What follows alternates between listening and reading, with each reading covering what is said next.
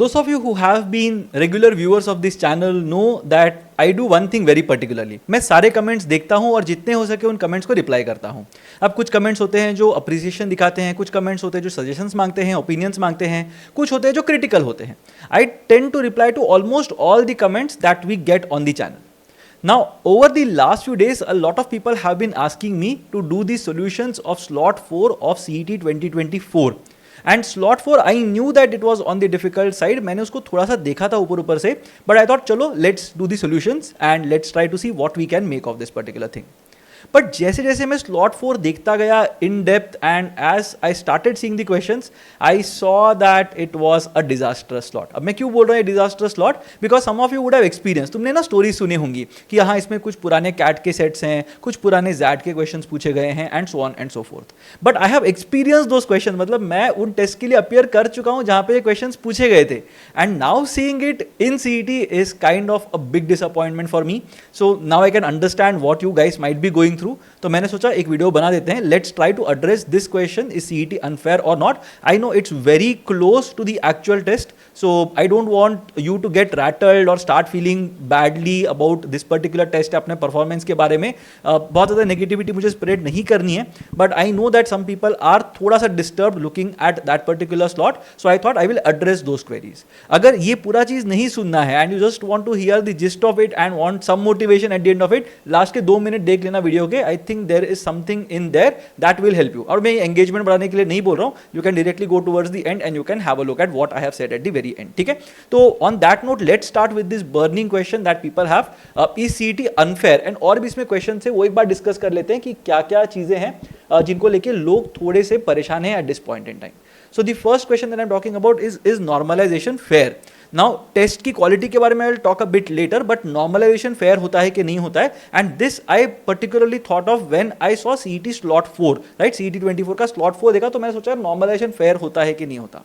C statistically normalization is a very good process, काफी tried and tested process है, कुछ issue नहीं होना चाहिए ideally in this particular context. So अगर टेस्ट डिफिकल्ट भी है, लेट्स से एक स्लॉट बहुत ज्यादा डिफिकल्ट है और एक स्लॉट काफी ज्यादा इजी है, even in that case there should be normalization which will be able to tell them कि ये डिफिकल्ट स्लॉट था एंड ये इजी स्लॉट था. सैडली हमारे यहाँ पे जो टेस्ट होते हैं वो जीमैट जैसे नहीं होते, जहाँ पे already the level of difficulty of the questions is pre determined. तो वहाँ पे क्या होता है, आई know that a particular question is of level 200, a particular question is of level 210 and so on and so fourth. But यहाँ पे ऐसे नहीं होता. यहाँ पे पोस्ट हॉक होता है. टेस्ट खत्म होने का पीपल डिसाइड कि अच्छा ये स्लॉट डिफिकल्ट था, ये इजी था. क्यों? बिकॉज 30,000 पीपल और आर सेइंग दैट ये स्लॉट मुझे ऑन एन एवरेज डिफिकल्ट लगा. So is normalization fair? Yes, normalization is a fair process. इसमें काफी सारे आउटलायर्स होंगे या जो भी होगा उन सब लोगों को मैनेज कर लेंगे. इसमें काफी ज्यादा स्टेटिस्टिकल सेंसिटिविटी होती है, and you are looking at the mean of that particular slot, you are looking at say the highest scorer या हर एक परसेंटाइल पे you are seeing what exactly is happening. वैसे करके दोनों कर्व्स को मैच किया जाता है. That is equipercentile normalization, and वो काफी फेयर प्रोसेस है, कोई इशू नहीं है. My problem with this particular bit is जहां पे if you show me CET slot 4 and then you tell me that someone has got 180 plus in that slot, I will not be able to believe it. मतलब इतने सारे genius लोग कहां से आ गए यार. मतलब जो कैट और जैट के क्वेश्चंस को सॉल्व कर रहे हैं 45 सेकेंड्स के अंदर, I don't think that is humanly possible. तो in that case I will not want to believe that someone scored 180 plus in that particular slot. ठीक है, तो ये तो मतलब मैं बिल्कुल नहीं मानूंगा. That slot could have been as good as a 150 kind of a slot. 150 155 तक टॉपर शायद वहां पे जा सकता था, बट 180 185 अगर कोई उसमें स्कोर कर रहा है, I will be slightly doubtful of that score that I am getting. तो वहां पे मतलब आई डोंट नो कितना फेयर है in terms of the level of difficulty का difference, but normalization is a fair process in itself, उसमें कोई doubt नहीं है. CAT has been doing it since a long time. SNAP generally नहीं करता, but then again they at least maintain the level of difficulty across slots. तो काफी जगह पे नॉर्मलाइजेशन हो चुका है and it has been proven to be a fair process, तो उसमें कोई इशू नहीं है. My only problem is difficult test के अंदर लोग ज्यादा मार्क्स कैसे निकाल के लेके आते हैं. That is my problem, right. My problem is not normalization being an unfair process. The second thing, errors in questions. अब सोचो जाके बैठ गए एग्जाम के लिए, you have prepared very well, सब पढ़ के गए हो, सब आता है, and suddenly you look at a question and यार क्वेश्चन ना लग रहा है कि हो जाएगा, but then they have not given one one statement in that question, error कर दिया क्वेश्चन के अंदर। अब वहां पे फाइनली क्या होगा पता है, दे माइट अग्री, अब वो भी पता नहीं कि अग्री करते हैं कि नहीं करते, but let's say they agree कि चलो मेरा क्वेश्चन गलत था। So what they will do is they will award 1 mark to everyone, अब सबको एक एक मार्क मिल जाएगा। बट तुमने जो टाइम पास किया था वो क्वेश्चन के अंदर, thinking that that question is right, वो तुमको वापस कैसे मिलेगा? So some people might say कि यार छोड़ो, मेरे को नहीं जम रहा, छोड़ दो 30 सेकंड 45 सेकंड्स में। But if you got stuck on that question and did it for even 2.5 minutes, तुम्हारा एक और दो क्वेश्चन जो एक्स्ट्रा कर सकते थे वो तो नहीं हुए। And if you are missing out because of those 1 or 2 question, तो जिम्मेदारी किसकी है? Now if you are conducting a test, it is almost mandatory that you run it through someone ना, मतलब बिना देखे बिना सोचे समझे तुम कैसे वो टेस्ट को रन कर सकते हो? But sadly that is happening, there were errors in a lot of questions, grammatical errors तो भर भर के थे, मतलब it is border and ridiculous. मतलब I feel like laughing looking at this question, मतलब वो अभी वो गुस्से वाला ना इमोशन ही चला गया है, right? I generally feel like laughing looking at this thing कि भाई तुम इतने बड़े स्टेचर के टेस्ट में, जिसको इस साल ऑलमोस्ट 2 लाख लोग देने वाले हैं या रजिस्टर किए हैं, how can you have so many errors in these kind of questions? मतलब you are taking money from all these people to conduct that test, conduct तो ठीक से कर लो। and I'm not even talking about center का infrastructure, center का location, ये मैं बात ही नहीं कर रहा हूँ, I'm just talking about the basic demand that we have कि यार questions तो ठीक से दे दो, एक प्रूफ रीडिंग कर लो, ग्रामरली कुछ तो यूज करो, and at least try to remove the errors from the questions. वो भी नहीं कर पा रहे तो फिर what are you conducting this test for, right? The third thing, what about that CAT questions? I mean this is very extremely disappointing, I would say borderline shameless. मतलब जिसको भी बोला गया था कि भाई तुम ये पेपर क्रिएट करो, I think it was extremely unprofessional on their part to do this. I am sure they would have charged money to DTE CET cell, जिन्होंने भी मतलब पैसा दिया है, they would have charged people money to create this content. और क्या content create किया है तुमने? ज़ैट का क्वेश्चन उठा के डाल दिया है, वो तो मतलब कोई भी कर सकता है। Why charge money for that particular thing? And is it even fair to put everything in one slot? मतलब CAT 2017 slot 2 के अंदर एक क्वेश्चन आया था, I think it was one of the most difficult questions 2017 और 2018, I'm forgetting, airlines वाला question था। It was the most difficult question I would say in recent years अगर DLR देखा जाए तो। And I think even the 100 percentiler that year would not have been able to solve that set in that 1 hour जो duration होता था उस time पे DLR section का। वो सेट उठा के तुम डाल रहे हो CET के अंदर, what exactly are you trying to do? Right? तो that is ridiculous, beyond ridiculous. जैसे मैंने बोला, I will not mince words here, it was properly shameless behaviour. यार ये क्या है, मतलब तुम कुछ तो मतलब शर्म रखो, मतलब ये तुम कर क्या रहे हो करके, right? That was highly disappointing to see these kind of questions. मतलब डिफिकल्ट कैट के सेट्स तुम डाल रहे हो, इट्स एक्सट्रीमली डिसअपॉइंटिंग। जैट के डिसीजन मेकिंग के क्वेश्चन उठा के डाल रहे हो, मतलब कुछ तो दिमाग लगा लो, मतलब कुछ तो अपने से क्वेश्चन बना लो, AI यूज कर लो, नाम चेंज करो, नंबर्स चेंज करो, something, some effort you have to put from your end. You can't just blatantly copy and put it. नाम चेंज कर दिया है बट नाम के अंदर भी फर्स्ट लेटर सेम है, कुछ तो मेहनत कर लो। सो very stupid. If you come across these kind of things, what needs to be done, I will continue on the next slide, but past that questions, CAT questions आए हैं CET के अंदर, and highly disappointing, heavily disappointing, but हाँ ऐसा हो सकता है। I am not saying this is a false statement, ये बिल्कुल सही है, आए थे that CAT के questions, and I didn't really like their presence in that CET का test. Are there instances of cheating? अब यहाँ पे मतलब काफ़ी ज़्यादा चीज़ें डिस्कस होती हैं। See I am not saying it because I am on a public forum and इसको कोट/मिसकोट किया जा सकता है इस चीज़ को, but I don't really know कि चीटिंग के इंस्टेंसेस हुए कि नहीं, मतलब मेरे पास कोई प्रूफ नहीं है इस चीज़ का, ठीक है? I have no proof whatsoever of instances of cheating happening, right? One thing for me is इस साल एक नोटिफिकेशन आया है saying that stay away from people who are promising you seats और stay away from something जहाँ पे तुमको कुछ सेंटर प्रॉमिस किया जाए, ऐसा कुछ जिस्ट है उस नोटिफिकेशन का। If you haven't seen it, have a look at it on the CET Cell वाला चैनल, एक बार देख लेना। But I have understood one thing in my life till now, that there is no smoke without fire, ठीक है? तो कहीं से तो कुछ तो चीज़ उन तक पहुंची होगी कि उनको इतना कंपेलिंग लगा कि नहीं यार मुझे एक नोटिफिकेशन डालना चाहिए ऑफिशियली अपने वेबसाइट के ऊपर। That was basically what also tells me that what a lot of people are discussing might actually be true or might have been attempted at the very least, ठीक है? तो अगर difficult slot के अंदर 180 plus आते हैं, then I am slightly concern कि भाई ये कैसे हुआ। If I am not able to figure out कि 99.99 परसेंटाइलर कौन है, then I am slightly concern कि क्या हुआ। Because I remember that even in terms of covid, right, 2020, I remember 2020 में we knew each and every 99.99 percentiler who had scored well at the CET। उस time पे CET सारे के सारे लोगों के पूरे मार्क्स और परसेंटाइल के साथ एक पूरी लिस्ट देती थी, which had all the people who had appeared for the CET. See, I know that for some reasons it might not really be a good idea to publish the entire list. I understand that thing completely well. But मुझे बताओ, if you score a 99.99 percentile at the CET, will you not be excited to tell people that you scored a 99.99 at the CET or 100 at the CET?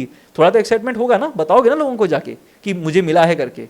But honestly, I have not seen a lot of toppers coming out and saying that we have scored a 99.99. तो थोड़ा सा मुझे भी honestly, I'm not saying कि I have solid proofs and ये पूरा speculation है from my side, but I have not seen a lot of toppers मतलब coming out and saying that we are 99.9 and 100 percentilers. तो थोड़ा सा मुझे यहाँ पे मेरे में भी थोड़े doubts हैं that I don't know how people are scoring, या फिर it's purely a matter of luck, आँख बंद करके किसी ने मार दिया और मिल गए 180. I don't know. I have no idea about this. Even last year I appeared for the test. I think my raw score was 175 when the first response sheet had come out. उसमें इतने errors थे. I think I was in the first day, first lot last year. But 7-8 errors तो even I could spot when I looked at it casually. And उसके बाद my percentile was 99.96 last year. तो आई couldn't believe it कि 180 185 के ऊपर मतलब इतने सारे लोग होंगे in my slot was very surprising for me. तो मुझे नहीं पता, I might be wrong, I might be completely wrong here, but yes, there is this question that people have come across and I think there are justifiable grounds जिसकी वजह से लोगों के अंदर ये डर है that कहीं यार कुछ cheating तो नहीं हो रही, कुछ malpractice तो नहीं हो रही. So let's see what happens this year, let's see what we get as an experience this year.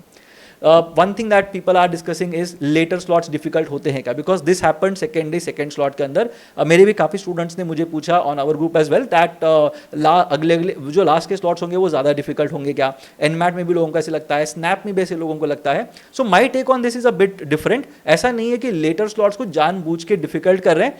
It was sheer incompetence on the part of that paper setter who sat and designed the paper for slot 4, right? अब वो एक इंसान ने नहीं किया होगा. I am sure multiple people sit and contribute multiple questions here and there and कोई तो उसको compile करके एक टेस्ट में डाल देते हैं, ठीक है. But the problem is later slots difficult होंगे ऐसा मैं अज्यूम करके नहीं चल सकता. For all you know the first slot might be the most difficult one.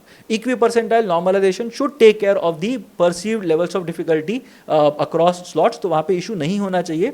तो ये सोच के मत जाना कि तुम्हारा 3 अप्रैल को आफ्टरनून स्लॉट है तो सबसे डिफिकल्ट होगा, ऐसा बिल्कुल भी नहीं है.